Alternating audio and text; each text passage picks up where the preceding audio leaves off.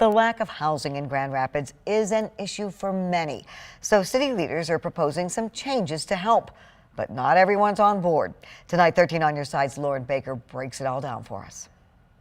The city of Grand Rapids is banging at the door of needing more housing, and city leaders think they have a plan to help solve part of the problem. This is just one piece of the puzzle that needs to be addressed in order to support the creation of housing within any city, but in particular within the city of Grand Rapids. After an assessment from last year, leaders found that the city needs 14,000 new units by 2027 to keep up with the demand for new housing. Kristen Turkelson, planning director for the city, says proposed changes include eliminating the requirement that certain units be partially owner-occupied, increasing the number of unrelated people allowed to live in a unit from 4 to 6, and changing the review process for some developments such as emergency shelters or transitional housing. What is changing really is the focus on how many units, how much space within the structure, how many units within a building can be constructed.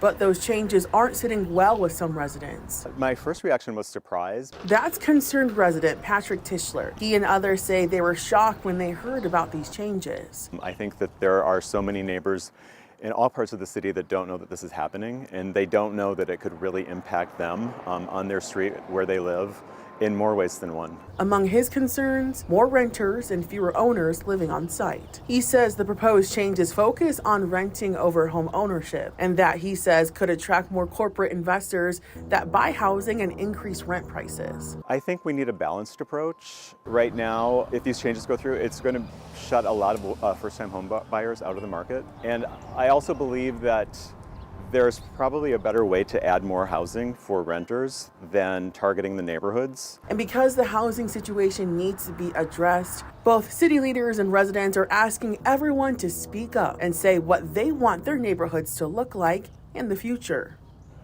Lauren joins us now. And Lauren, these changes could affect every neighborhood in the city. How can people share their thoughts? Well, Juliet, right now a community forum is being hosted at Cornerstone Church in Lafayette Southeast until 7:30.